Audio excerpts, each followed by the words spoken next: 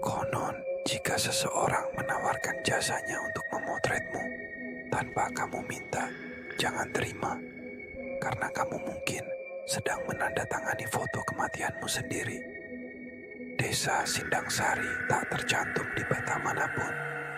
Letaknya terpencil, tersembunyi di balik perbukitan berkabut yang seperti tak pernah kering dari embun. Akses masuk hanya satu, jalan aspal tua yang retak dan licin, melingkar seperti ular yang malas bergerak. Sinyal ponsel hilang begitu kaki menginjak tanahnya, dan waktu serasa berjalan lambat.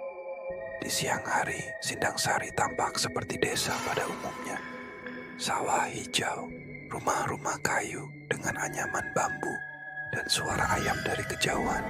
Tapi begitu matahari tenggelam, keheningan mulai menggigit. Lampu-lampu remang menyala dengan nyala kuning pucat, dan tidak ada satupun anak kecil yang bermain di luar. Penduduk mengurung diri, menutup jendela rapat-rapat, seolah takut sesuatu dari luar bisa masuk tanpa izin. Pada malam-malam tertentu, terutama ketika langit cerah tapi bulan tak tampak, desas-desus mengatakan akan ada pria asing berjaket hitam membawa kamera tua yang menelusuri jalanan desa. Ia akan mengetuk pintu rumah secara acak, menawarkan jasanya untuk memotret anggota keluarga. Gratis, cepat, hanya satu jepretan, dan setiap orang yang menerimanya akan mati sebelum fajar menyingsing. Hayo, penjaga Sandikala. Kalau cerita ini mulai membuat bulu kudukmu berdiri, jangan lupa berikan like sebagai tanda kamu masih bersama kami di tengah kegelapan ini. Klik subscribe dan aktifkan loncengnya, karena malam belum selesai dan misteri baru saja dimulai. Tinggalkan jejakmu di komentar, kami membaca semuanya. Kamis, 14 Oktober 2021. Ayu, seorang jurnalis investigasi muda, baru tiba di Sindang Sari untuk sebuah laporan khusus. Ia mendengar kabar tentang 3 kematian beruntun yang aneh selama 3 malam terakhir. Tidak ada tanda-tanda kekerasan, tidak ada racun, bahkan hasil visum tidak menunjukkan sebab kematian pasti. Tapi semua korban memiliki satu kesamaan. Malam sebelum mereka meninggal, mereka dipotret oleh seseorang yang tak dikenal. Ayu menginap di rumah seorang bidan desa bernama Bu Lastri, wanita parubaya yang tampak ramah, tapi gugup setiap kali malam menjelang. Jangan keluar kalau sudah lewat isyanduk, pesan Bu Lastri pelan sambil menuang teh panas. Di sini bukan hanya gelap yang harus kamu takuti.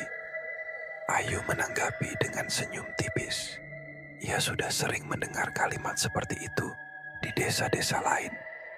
Baginya, ini hanya fiksi rakyat yang dilestarikan agar anak-anak tidak keluyuran malam-malam. Tapi rasa penasaran mulai mengusik ketika ia melihat sebuah bingkai foto di atas meja. Gambar seorang anak kecil tersenyum polos, lengkap dengan latar belakang kain biru. Foto itu terlihat baru. "Anak siapa, Bu?" tanya Ayu. Bu Lastri tercekat sejenak, lalu menjawab sambil menunduk. "Itu cucunya Bu Darmi. Dulu sering main ke sini, tapi dia meninggal kemarin." "Kenapa?" tanya Ayu. Penasaran, katanya serangan jantung. Tapi anak usia 7 tahun mana bisa kena serangan jantung? Gumam Bu Lastri lirih, nyaris tak terdengar. Ayu menatap foto itu lebih lama. Ada yang janggal. Cahaya fotonya terlalu gelap. Fokus kabur di tepi. Dan ada bayangan samar di sisi kanan belakang. Seperti sesosok pria berdiri mengintip dari balik tirai. Malam itu, Ayu keluar diam-diam dengan kameranya. Ia berencana mengambil beberapa gambar suasana malam untuk dokumentasi. Tapi saat menyusuri jalan kecil di belakang balai desa, ia melihat sosok seseorang berdiri di bawah pohon randu tua. Pria berjaket hitam dan sedang memotret rumah-rumah satu persatu. Ayu mendekat perlahan, tapi sebelum sempat menyalakan kamera, pria itu menghilang, seperti ditelan kabut. Keesokan harinya, berita kematian kembali terdengar. Seorang penjual jamu ditemukan tak bernyawa di dalam rumahnya. Dan di meja makan, ada foto dirinya, tergeletak tanpa bingkai, dengan sudut kertas yang masih basah seperti baru dicuci. Ayu mulai menghubungkan titik-titik. Ia menelusuri nama-nama korban, menelpon rumah sakit terdekat, dan meminta rekam medis, tapi nihil. Semua seperti dihapus. Ia kembali ke rumah Bu Lastri dan bertanya, siapa sebenarnya fotografer itu? Bu Lastri hanya diam, lalu dengan berat hati berkata, orang sini memanggilnya si pemotret terakhir. Dulu, ia juga pernah datang ke desa ini, tapi bukan untuk memotret. Dia korban, anak kecil yang dibantai bersama keluarganya waktu desa ini masih dikuasai tentara. Tapi itu sudah puluhan tahun lalu, potong Ayu. Bu Lastri mengangguk pelan. Dan sejak itu, setiap tahun selalu ada yang mati. Selalu setelah difoto oleh sosok yang sama. Orangnya tak pernah tua, tak pernah berubah. Ayu tak percaya takhayul. Tapi terlalu banyak hal yang tak bisa dijelaskan. Dan malam ini, ia bersumpah akan membuktikan semuanya dengan kamera dan logikanya. Ia tak tahu bahwa dirinya sudah masuk ke dalam daftar. Dan jika fotonya diambil, cerita ini akan berubah arah. Menjadi potret terakhir dari seorang pencari kebenaran. Jika seseorang menawarkan untuk mengabadikan wajahmu, pastikan kamu masih bisa melihat pantulanmu di cermin setelah itu. Orang bilang, kamera bisa menangkap jiwa. Tapi bagaimana kalau yang memegang kameranya bukan lagi manusia? Setelah kejadian malam itu, Ayu tak bisa tidur. Bayangan sosok berjubah hitam dengan kamera tua itu terus menghantui pikirannya. Ia yakin yang ia lihat bukan ilusi atau sekadar permainan cahaya. Ada sesuatu yang nyata dan berbahaya. Pagi harinya, Ayu kembali ke rumah Bu Lastri. Ia menunjukkan foto-foto yang berhasil ia ambil malam sebelumnya. Namun, satu gambar membuat jantungnya berdegup lebih cepat. Sebuah siluet samar berdiri di depan rumah warga dengan pantulan lensa kamera di dadanya. Tapi ketika ia perbesar foto itu, sosok itu kabur, seperti terdistorsi oleh suara bisikan. Bisa jadi itu hanya bayangan pohon, kata Bu Lastri, tapi nada suaranya terdengar ragu. Ayu memutuskan untuk menyelidiki lebih jauh. Ia mulai menelusuri keluarga korban satu persatu. 3 orang meninggal dalam 3 malam. Pertama, anak kecil cucu Bu Darmi.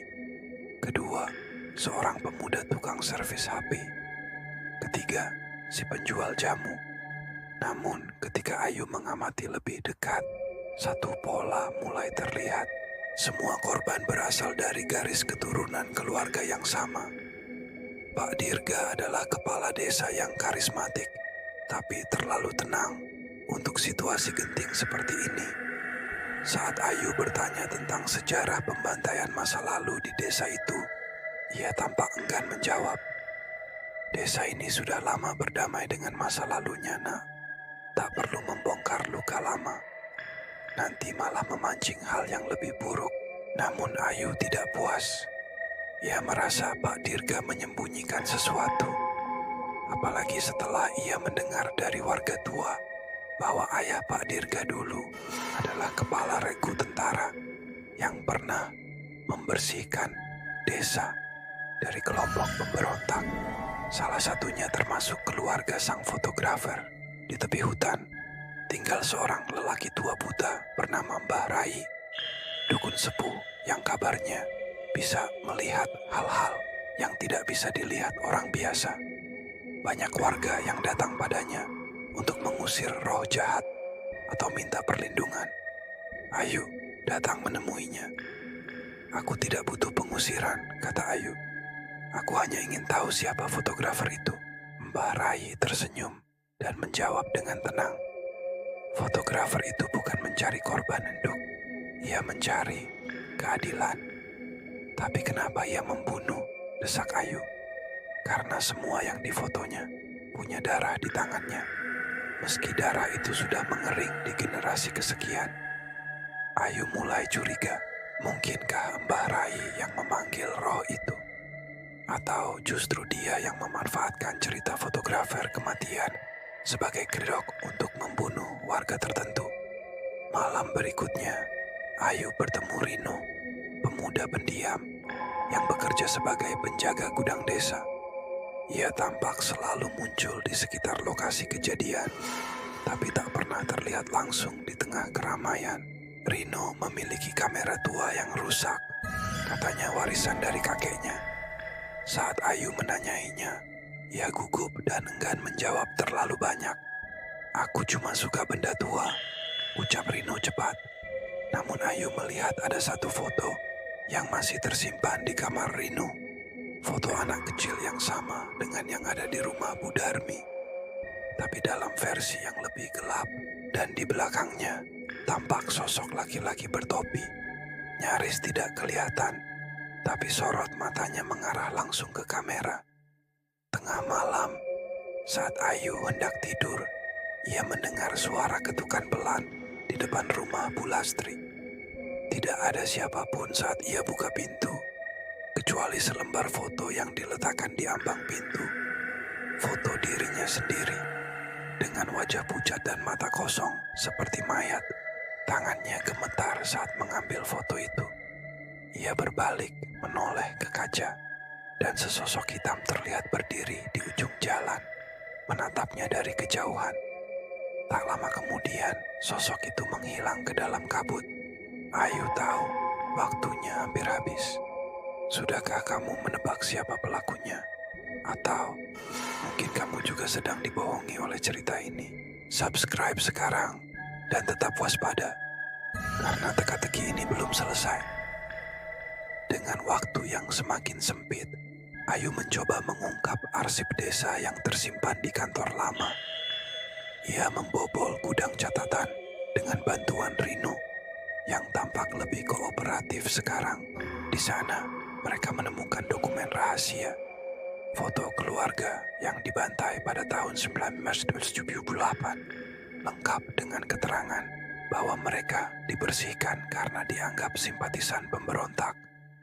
Salah satu anak di foto itu memiliki wajah yang sangat mirip dengan sosok fotografer yang dilihat Ayu malam itu. Namanya Raka Darmawan, anak terakhir yang selamat tapi hilang misterius setelah pembantaian. Diperkirakan ikut terbakar dalam rumah mereka yang dibakar tentara, tapi jasadnya tidak pernah ditemukan. Fakta mengejutkan. Menius 1, Bu Lastri. Ternyata saat Ayu hendak memberitahu Bu Lastri tentang penemuannya, wanita tua itu tiba-tiba bicara lebih dulu. Dengan suara lirih, ia mengaku sesuatu yang mengejutkan. Aku tahu kau sudah difoto, Dok, tapi kau bukan target sebenarnya. Ayu terdiam. Aku yang membawa Raka ke rumah sakit waktu itu. Aku yang selamatkan dia, tapi aku juga yang menyerahkannya pada tentara. Aku takut. Aku hanya ingin melindungi anakku. Tiba-tiba, foto Bu Lastri yang sama persis seperti yang Ayu lihat di bingkai beberapa hari lalu terjatuh dari meja. Dan di belakang foto itu ada tulisan samar. Yang pertama membocorkan harus menghadap paling awal. Malam kembali turun, dan suara langkah kaki terdengar di luar rumah. Tidak terburu-buru, tidak berisik, hanya tenang, teratur. Seperti seseorang yang tahu pasti kemana ia menuju. Ayu bersembunyi di bawah tempat tidur, napas tercekat. Ia melihat dari celah kayu, kaki seseorang berdiri di tengah ruangan. Diam, tak bergerak. 1, 2, 3, klik. Suara shutter kamera terdengar, lalu sunyi.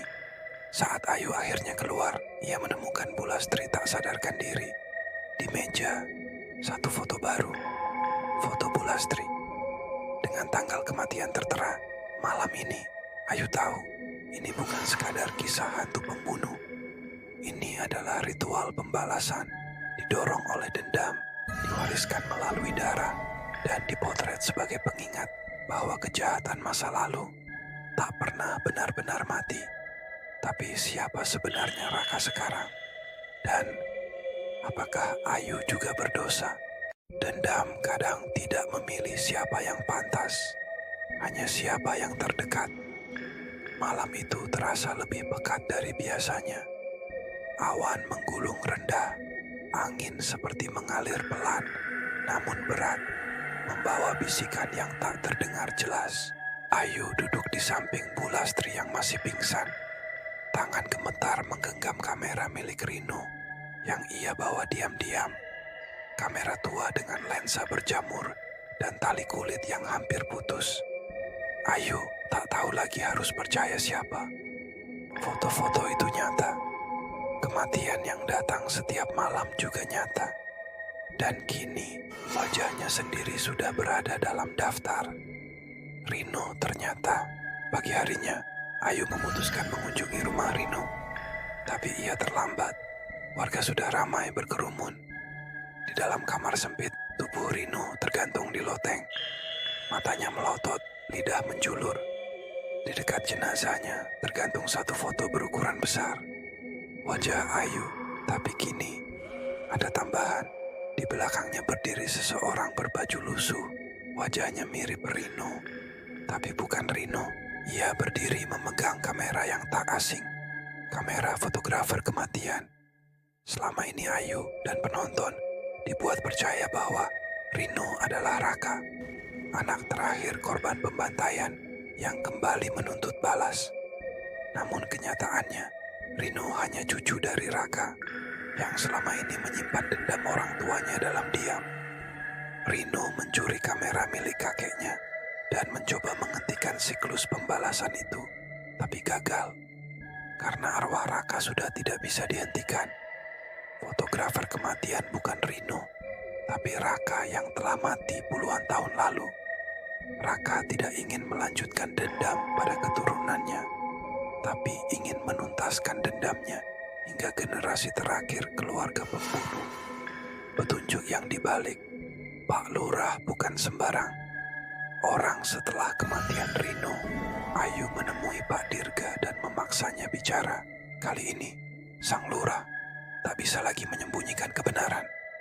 Ayahku dulu bukan hanya kepala pasukan, dia yang menembak langsung kepala keluarga Raka.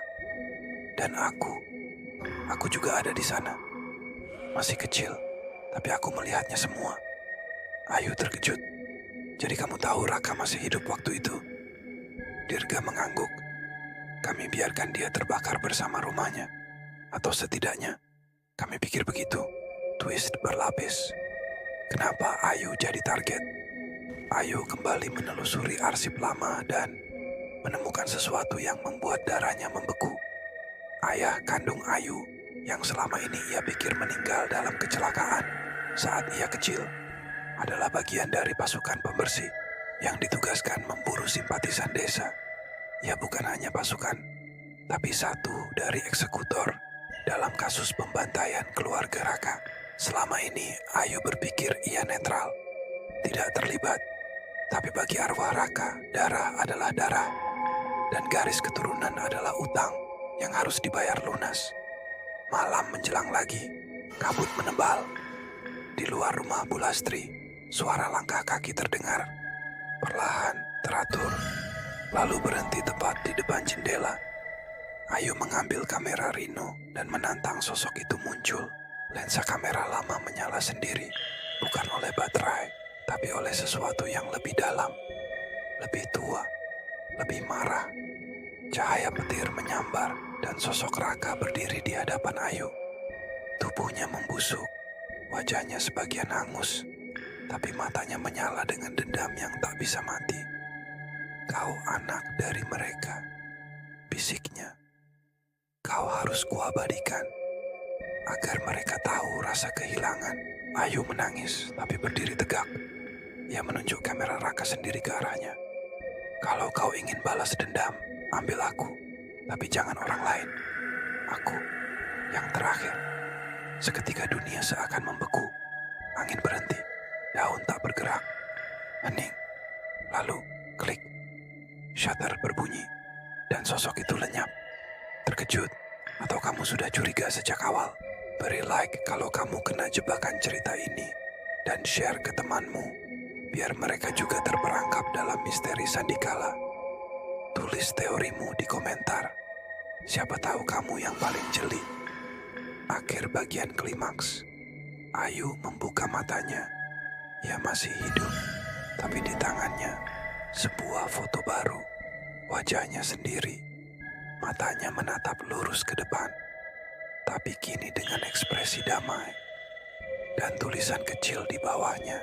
Utang darah sudah lunas, tapi jangan pernah lupakan sejarahnya.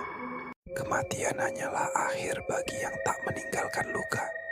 Tapi dendam adalah warisan. Setelah malam itu desa Lenggang seperti mengalami kesunyian yang lain dari biasanya. Tidak ada lagi kematian aneh. Tidak ada lagi suara jepretan kamera di malam hari. Namun Ayu tidak merasa lega. Sebaliknya, ia merasa seperti tengah duduk di atas tanah yang baru saja ditaburi abu panas. Pemakaman Rino dan reaksi warga. Pemakaman Rino berlangsung sepi. Hanya sedikit warga yang datang. Sebagian besar takut, sebagian lainnya merasa bersalah. Bu Lastri tak henti-hentinya menangis, berulang kali menyebut nama almarhum suaminya dan masa lalu yang tak pernah diceritakan.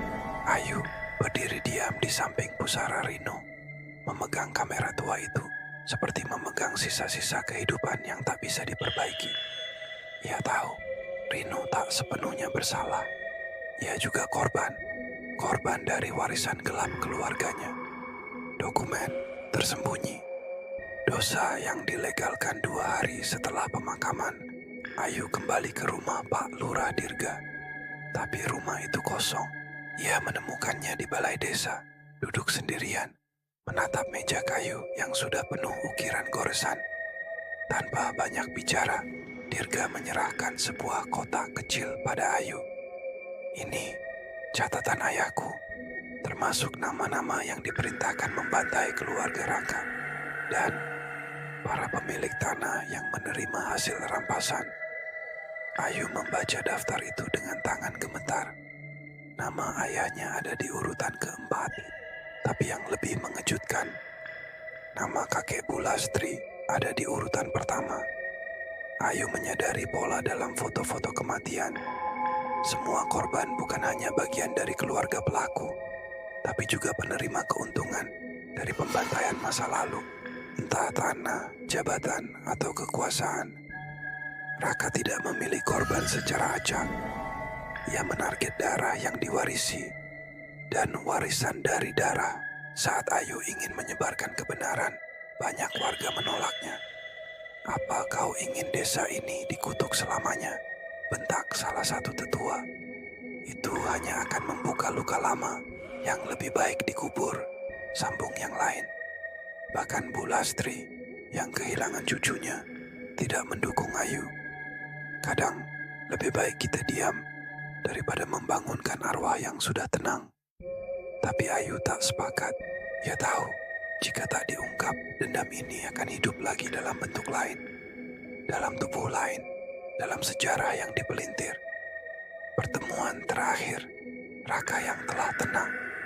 Suatu malam, Ayu kembali ke tempat asal rumah Raka dulu berdiri. Kini hanya tinggal pohon tua dan tanah kering. Ia berdiri di sana, memegang kamera tua. Angin bertiup pelan, dan untuk sesaat, Ayu melihat sosok lelaki tua berdiri di kejauhan. Wajahnya bukan lagi penuh luka, tapi damai. Tua, tapi damai. Sudah cukup, tanya Ayu. Sosok itu tidak menjawab, hanya mengangguk perlahan, lalu menghilang perlahan. Tertiup angin yang membawa aroma tanah dan debu. Beberapa hari kemudian, Ayu membawa kamera Raka ke tukang servis antik di kota. Lelaki tua pemilik toko memandangnya dengan kening berkerut. Ini salah satu dari 3, katanya lirih. 3?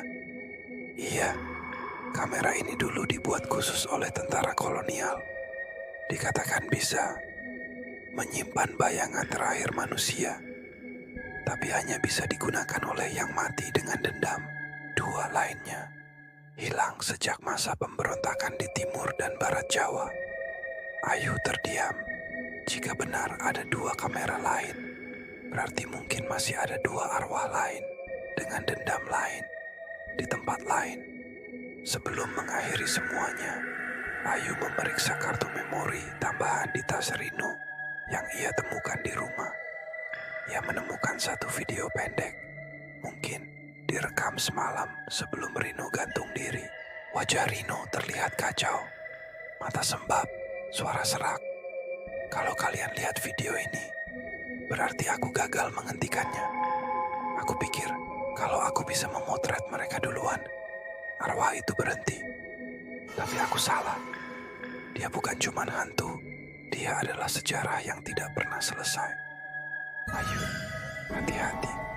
Kadang kebenaran yang kita cari bisa jadi kutukan baru.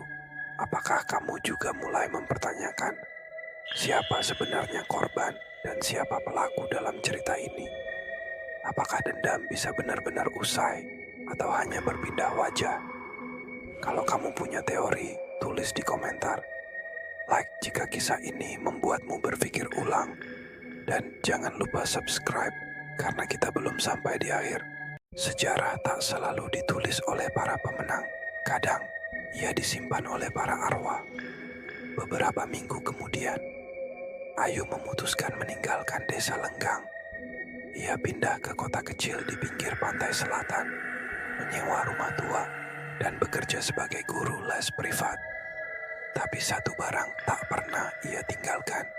Kamera tua milik Raka. Ia menyimpannya dalam kotak kayu, terkunci rapat. Ia tak pernah berniat menggunakannya, hanya ingin menjaganya agar tidak jatuh ke tangan yang salah.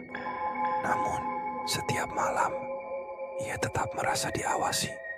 Sejak membawa kamera itu, Ayu mulai bermimpi aneh. Dalam mimpinya, ia berada di tengah lapangan luas dengan kursi-kursi kosong berjajar rapi. Di setiap kursi, ada foto orang-orang yang telah mati.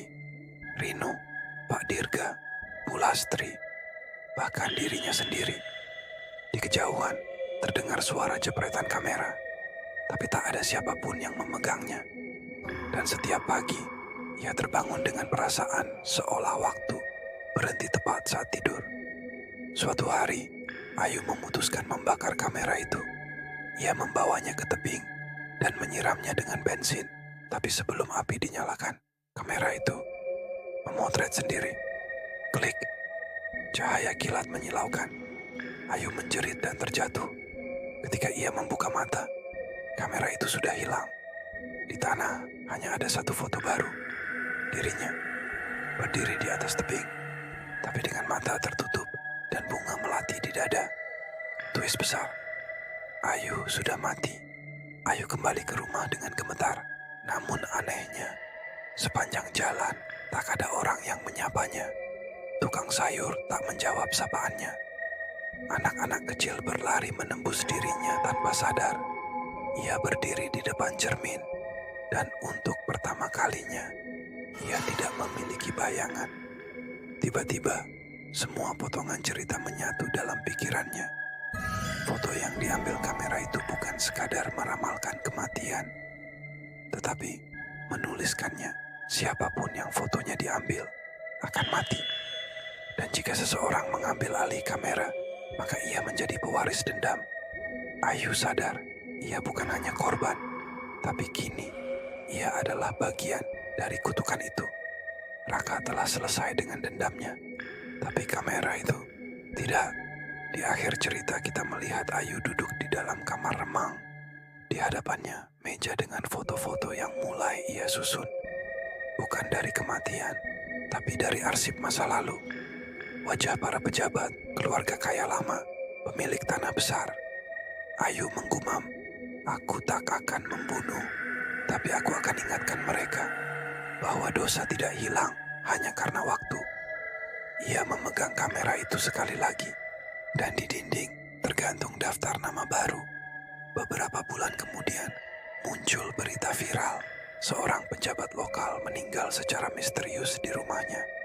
Di tempat kejadian, ditemukan sebuah foto yang tidak pernah ia ambil.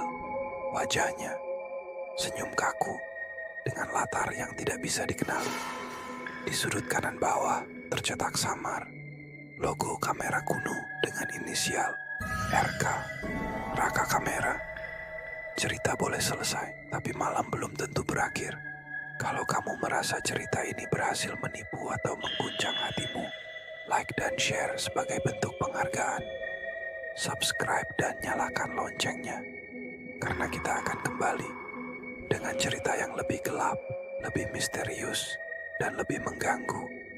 Komentarmu adalah cahaya dalam kegelapan ini. Yang paling ditakuti bukanlah kematian, tapi ketika sejarah kelam tak pernah benar-benar berakhir.